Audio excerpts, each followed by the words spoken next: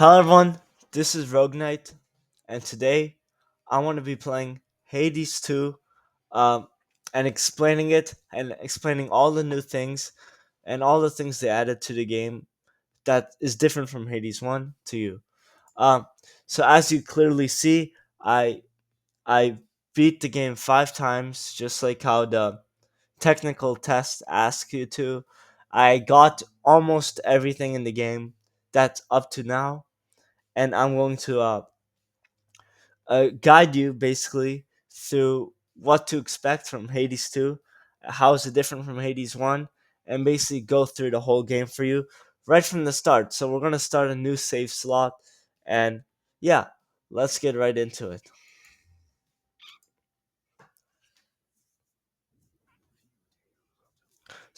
So if you don't know, this is the sequel to the first game Hades, which is a roguelike, like top-down isometric dungeon like crawler game. Oh yeah. So I'll be basically reviewing everything for you and staying the basics of stuff. I'll be more specific about features in another video, but for now, I'm just going to guide you through what to expect in the beginning of the game.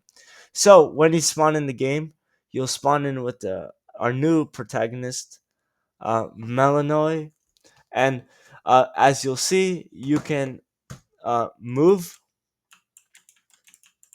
I'm using a mouse and keyboard, and you will gain a bunch of new sets. So you put right into the first run, and you basically have to. The goal of the game is to go to the first boss, at least for the test. The full game will have multiple bosses in multiple regions and multiple areas. Oh yeah, so I'm just gonna guide you through it. So as you see, when you go in, we start with the game right now, and we basically get a few features. We get an attack. Before I get into the real basics of controls and the gameplay, basically what you need to expect, the gameplay is very similar to Hades 1 with a few switches. I assume most of you who are looking at this video already know Hades 1, the basics, but if not, I'll still explain everything. So you're a character, you have a health bar on the bottom right here, on the bottom left, 30 health. You have a magic bar, which I'll get into later, and you also have a few moves. You can dash, uh, you can attack, you can shoot like an arrow, and you can create a slowing area around you that like traps enemies in it. So those are your basic move sets. Those are the basic things you can do. So let's go right into it, and I'll explain some stuff for you. So right here we have a gate. These are how you explore throughout the region. There's rooms where usually you'll fight enemies, but for now we're just gonna go to the next region. So the moment you enter, we get enemies. To attack enemies, you quite literally attack them and you'll do damage.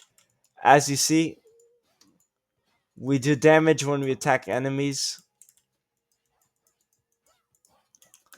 and we can also shoot them from far away and do much less damage. And we can create an area that will lock them into place.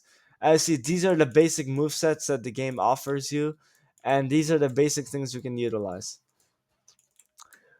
If we get hit, we lose health, and keep in mind, health does not restore naturally. So you really don't want to lose health. But yes, this is the basics of the game. And when you win, as you saw when we entered that room, there was like a reward offered, and we get a boon.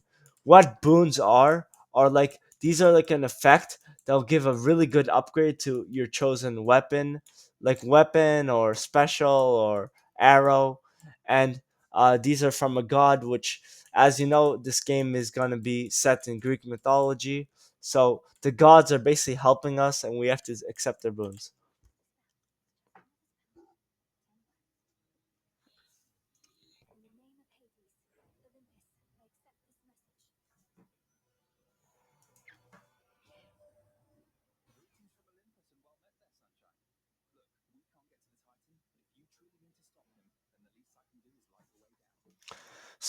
So the dialogue is very good in this game, but I'm not really gonna get into that.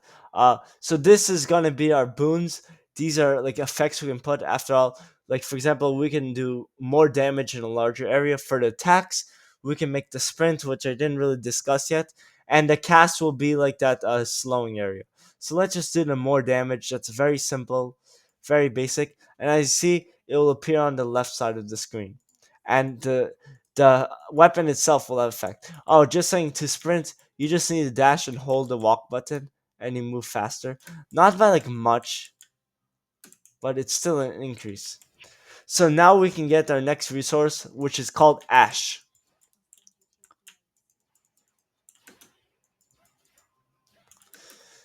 While dodging, you're immune to all hits, and you can use this to dodge enemies. So now we get Ash. Ash is a very valuable resource, and as you see, we'll now gain access to the inventory, and this is where we see all the resources, which are called regions. Ashes are used for Arcana cards, which we'll get into later, and these are very important currency, as you're gonna see. So, yes, let's get into next zone, and I'm gonna teach you all about magic, which is a new system that only Hades 2 have, not Hades 1. Uh, and let's get into it. So, what magic does? Magic allows you to use magic to boost your attack. For example, if you hold the attack button, as you see, our bar will appear, and we can spend 20 magic out of 50 to increase to make a super strong attack. Obviously, magic does not naturally restore, as you can see. Every move can has a magic version, and how to activate the magic version, you need to hold it. For example, this is the regular Y, a regular cast, and if you hold it, you can get the magic version, which has an increased radius and does an explosion. As you see, since we have zero magic, we cannot do any more. Every single basic move has a magic infused version that is usually very good.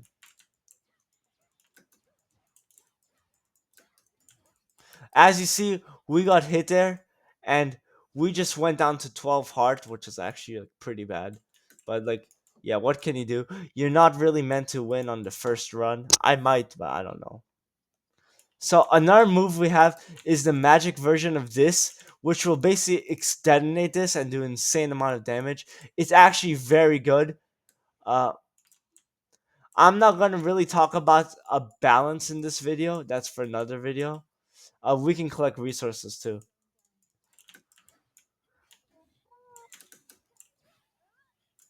So we're out of magic, so that's unfortunate, but what can we do?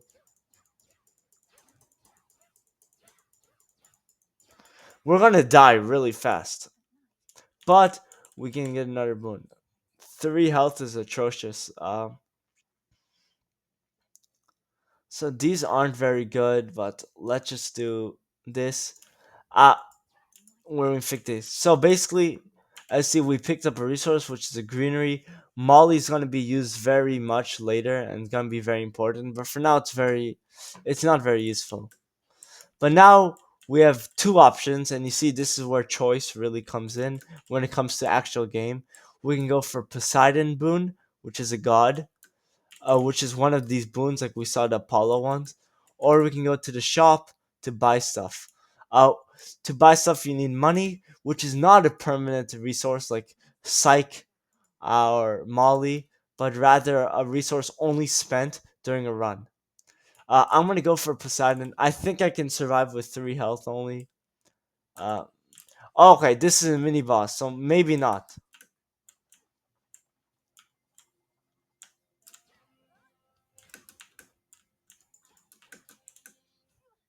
And we're dead.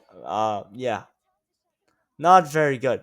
But that was basically an overview of everything when it comes to gameplay. And this is just the first step. You're not meant to win on your first step. We got farther than you would actually get.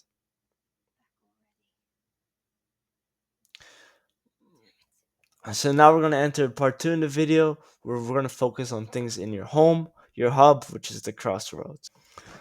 Hello everyone. So now we're gonna focus on the home and the hub, and this will be a little bit different. I'm gonna go through this the first time, like the first things you're gonna see when you enter your home, and then I'll switch to my other save where the home is pretty much maxed out, and I'll explain some basic features through there. So let's do it. So you have this pet frog where you can Freenos, where you can like confine in to get dialogue and stuff. Um, yeah, that's it. Nothing to add about that. In here, you gain access to your uh, first NPC. There's many NPCs and a very good story. I would say the story in this game is insanely good. The dialogue is insanely good, and the voice acting is really good. I don't. You're not gonna hear the voice acting in this video. You got to take my word for it. Uh, but yes, this is basically what's gonna happen. You can go over this picture and do brooding to learn a little bit more. If you played the older game, you'll already know all this thing here. If you don't, I'm not gonna spoil anything because this has spoilers of the first game. And we can talk to our first NPC.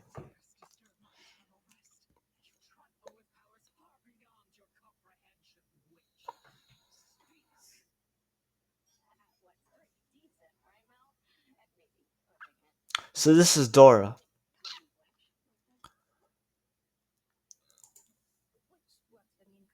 and this is us, Melinoy. Pretty sure it's Melinoy. So yes, we finish our dialogue, and therefore we cannot talk to her anymore. And welcome to our home, the crossroads. Here there's nothing. This you cannot access right now, but we'll talk to our first person, Hackett. Hackett is also the first boss in the game. That's in this game. In this game, it's the only boss we get access to in this test. Yeah, Melanone, Melanone. So I already went through this whole game. I already saw all of this stuff, all this dialogue. So you can read it if you want, but I already saw it all. But yeah, I didn't notice. But after doing the game for 5 times, you you kind of lose everything. Unfortunately, you don't lose it, but you're not allowed to do another run, which is actually sad. That's why I'm starting this account. It also works well because I can play with you guys, which is fun. So yeah, if you don't know the basic story, this is a basic story. She is siblings with the characters from the first game, and that's why she's the sister of Zagreus, who's the hero in the first game, and they got like kidnapped or something. I don't really know, and she wants to rescue them, and Lord Kronos has them. That's basic story. So every time you talk to an NPC, always do it. They always give you either new things or quest lines, and this stuff is very good. Uh,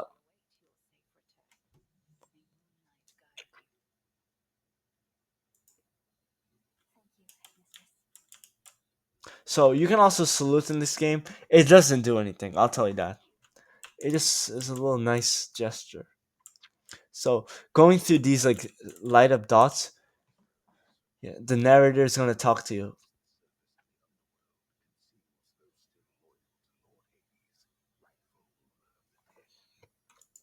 Yes.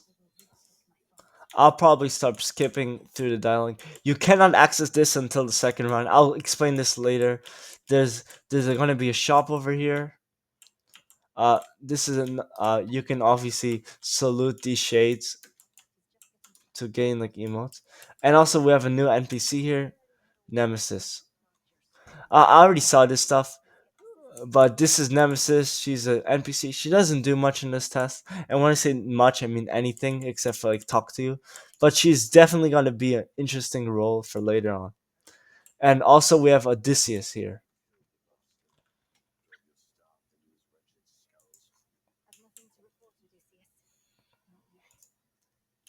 and yes, he also doesn't do anything the same. You can treat the dogs, which does absolutely nothing, but it's cute. And you can also talk to Hypnos. And Hypnos is not gonna wake, as far as I'm concerned, in the technical test. Just saying, nothing here will save into the actual game, which will release in like around a month or so. And that's not like the full game; that's the early access. This is a test, so it's a very early build of the game. So now we enter the progression area, and we gain access to this called altar. This is one of the most important features of the game in terms of gameplay, and it's completely new from Hades. If I would compare it to anything, it's comparable to the Mirror of Night. But let's explain it.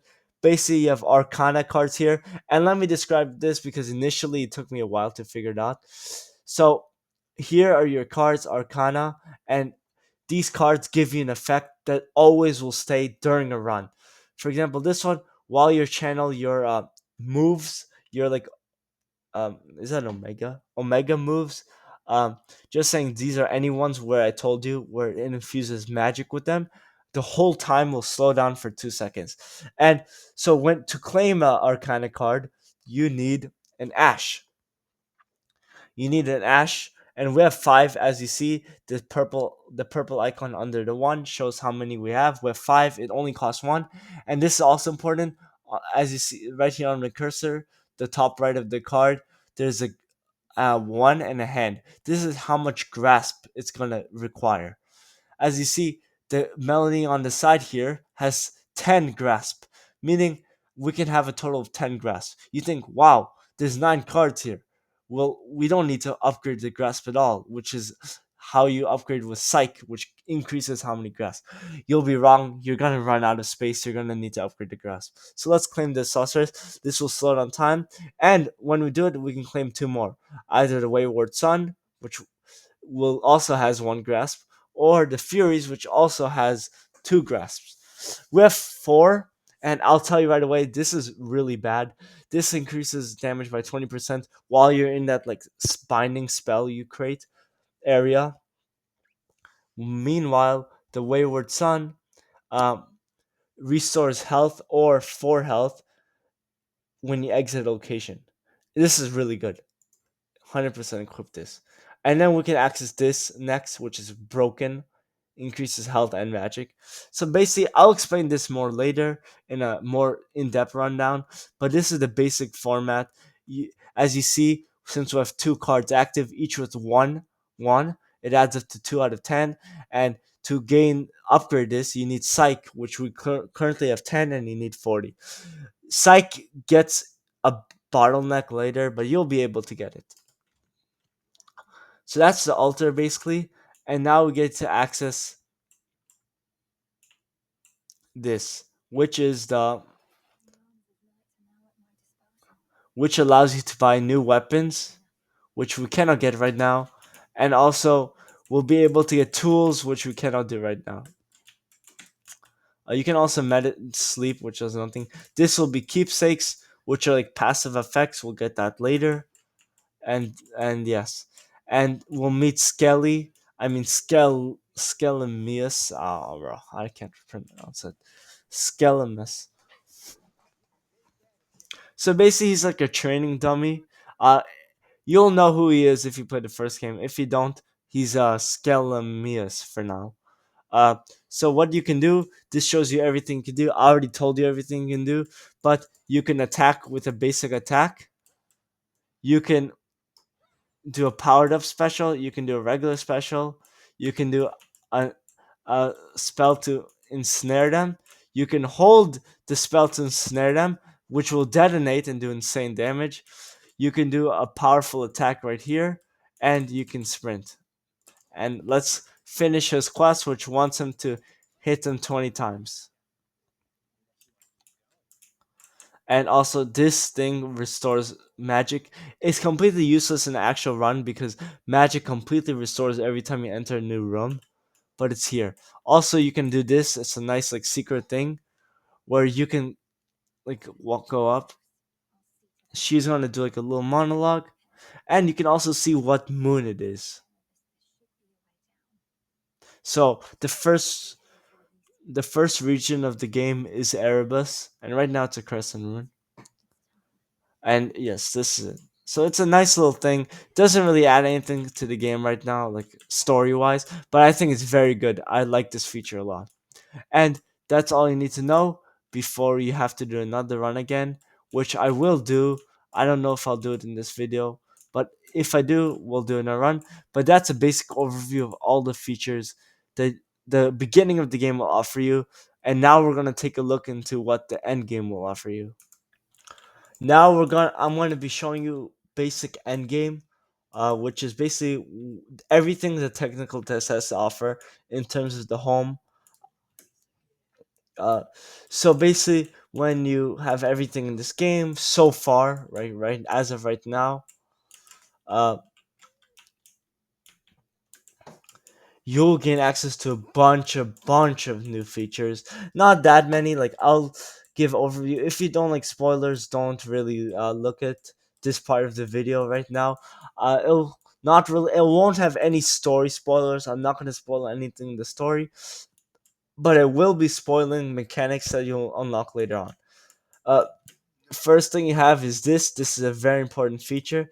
It's the incantations concoctment, and basically you can concoct new features and new things the game will have. For example, this will add a new room in the run where you can gain health. This will allow you to exchange plants with the shop. This allows you to mark recipes. This allows you to be alerted to resources. This allows you to call an NPC. This allows you to gain the a quest system. So this is a very important feature. In order to do incantations, you need resources. Specifically, you need Molly, Nightshade, probably Fate Fabric. These are all features that you're gonna need when it comes to when it comes to incantations. I already went through all dialogue of everyone. I don't want to spoil story again. Here you have a basic quest system.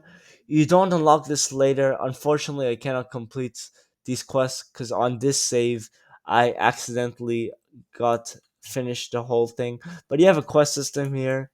Uh, you also unlock the basic shop.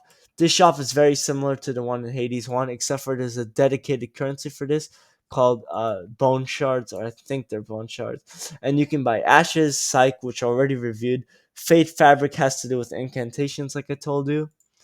And nightshade is a plant that you can find in the world. So you can buy them with bones. That's the only reason bones are useful. Nemesis is gone. Odysseus is returning. He's walking. I never seen that before. But yeah, I guess NPCs move around. You can do this like usual. Nothing will change as far as I'm concerned. You also will unlock a planting system, which is actually very cool. So far in this test, the only plant you can get is the nightshade plant, which we have three of, and there's nothing to spend it on. Gameplay wise, let me show you stuff. This is basically all the Arcana cards you'll gain access to. Uh, the really good ones are like right here. These are insanely good. This one is insanely good. This one's insanely good. Must haves. And we have 18 grasp. We can always get more grasp, but we don't really need to. After all, this card, I'll tell you right now, is not very good. We already went over the whole Arcana system. But as you see, once you get Arcana, you can deactivate them. See? You don't need to use any Arcana at all. And as you see, this will take 3 out of 18. This will take 5 out of 18. This will take 2, etc. This is 0, but we cannot activate because it's an Awakening card. And the rule of Awakening cards is you can only get them if you have one card of each grasp number. So you have 1 1, 1 2, 1 3, 1 4, 1 5, and you'll gain all this for free. Obviously, you can still gain more of each, and you cannot go more than the grass. So that should review basically the basic system of Arcana. I already explained it to you. Here you get keepsakes, which are like passive effects you can get. For example, you can get the Ghost Onion. These are placeholder art, they don't have official art yet. And these are basically passive boosts in the game. Um, Here you get tools which are used to gain different various resources. This uh, can I these is like an inventory that shows you all your items and stats and your arcana cards. This is your index that shows a bunch of stuff and things you collected as well as recent dialogue. You will also gain later a codex that you can see a book, gain information on weapons and stuff. And here are the three tools right now. I'm pretty sure you can get a fourth one in this test. I didn't get it yet. And there's also another weapon that you gain access to, which is like a twin dagger build. Uh, this is a pretty cool weapon. Uh, and very cool. So that's basically an overview of everything. The tools are used to gain resources. Let me go over the tools very quickly. The spade gets seeds, which you can get nightshade in as of right now.